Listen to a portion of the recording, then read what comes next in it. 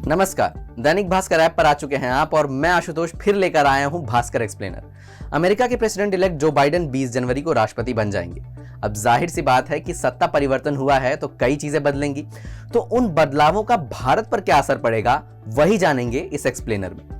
मुद्दे पर आने से पहले थोड़ी पढ़ाई लिखाई की बातें कर लेते हैं। अमेरिका में चुनाव और नई सरकार के गठन के बीच करीब 11 हफ्ते का गैप होता है।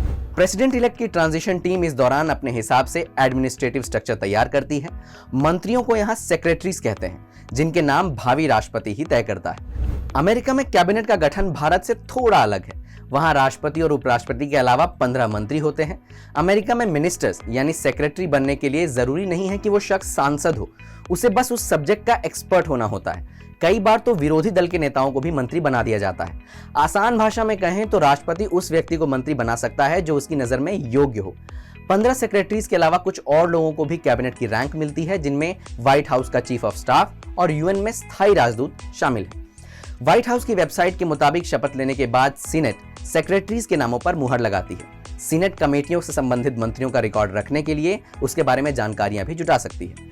अब पढ़ाई लिखाई की बातों को किनारे रखते हैं और काम की बात पर आते हैं। बाइडेन के जिन 3 मंत्रियों पर भारत की सबसे ज्यादा नजर होगी उन्हें जान लेते हैं।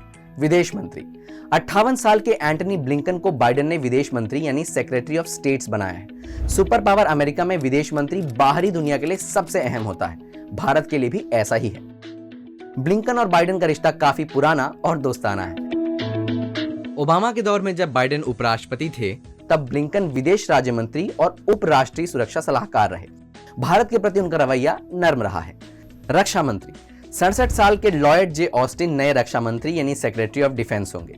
न्यूयॉर्क टाइम्स के मुताबिक 4 स्टार पूर्व जनरल ऑस्टिन अमेरिका के पहले अश्वेत रक्षा मंत्री होंगे। वो बराक ओबामा के साथ भी काम कर चुके हैं और इराक अफगानिस्तान युद्ध में मैदानी जंग के अनुभवी हैं। भारत और अमेरिकी सेनाओं के संयुक्त अभ्यास में भी हिस्सा ले चुके हैं। बहुत कम बोलने वाले ऑस्टिन को सख्त मिलिट्री ऑफिसर माना जाता है। जेक सुलिवन 44 साल के सुलिवन अमेरिका के सबसे युवा राष्ट्रीय सुरक्षा सलाहकार होंगे। वो बाइडेन के बेहद करीबी और पसंदीदा व्यक्ति माने जाते हैं। ओबामा और हिलरी क्लिंटन के साथ काम कर चुके हैं।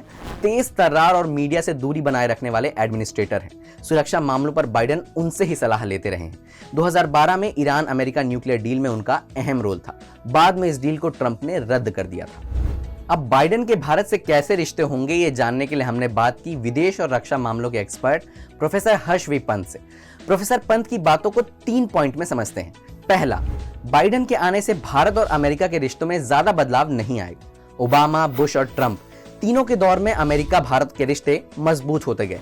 ऐसा कोई कारण नहीं दिखता जिससे लगे कि बाइडेन की भारत को लेकर नीति में कोई बड़ा बदलाव आएगा। आज के दौर में सरकारें बदलने से विदेश नीति नहीं बदलती।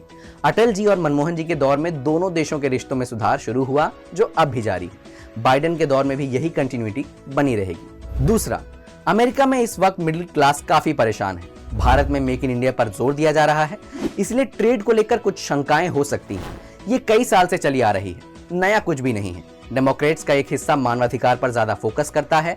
CAA और NRC के मुद्दे पर हमने ये देखा भी है। रूस से हमने S-400 मिसाइल डिफेंस सिस्टम खरीदे भी हैं। इसे लेकर अमेरिका को कुछ ऐतराज हैं, यानी कुछ छिटपुट मामले तो चलते ही रहेंगे। तीसरा, भारत और अमेरिका के लिए चीन साझा चुनौती है, इसीलिए बाइडेन को भारत के साथ चलना ही होगा, क्योंकि हर लिहाज से भारत उभरती हुई शक्ति है। यहां ये याद रखिए कि कैंपेन के दौरान बाइडेन साफ कर चुके हैं कि वो चीन को लेकर बेहद सख्त रवैया अपनाएंगे। जहां तक पाकिस्तान की बात है तो बाइडेन जानते हैं और बोल भी चुके हैं कि पाक डबल गेम खेल रहा है। अगर वो चीन की तरफ इसी तरह झुकता रहा तो उसकी मुश्किलें बढ़ेंगी। हाँ, ये मुमकिन है कि अफगानिस्तान से निकलने की कोशिश में वो पाकिस्तान को कुछ संदेह का लाभ दे दें, लेकिन चीन के मुद्दे पर वो समझौता कतई नहीं करेंगे। अब बाइडेन के साथ मोदी की मोटेरा स्टेडियम वाली गर्मजोशी होती है या नहीं, ये तो वक्त ही बताएगा। पर आप चिंता मत करिए, क्योंकि जो भी होगा आपको दैनिक भास्कर पर पता ही चल जाएगा। तो आज के भास्कर एक्सप्लेनर में फिलहाल इतना ही। फिर मिलेंगे एक और भास्कर एक्सप्लेनर के साथ। तब तक जुड़े रहिए दैनिक भास्कर ऐप के साथ। शेयर और डाउनलोड करें दैनिक भास्कर ऐप।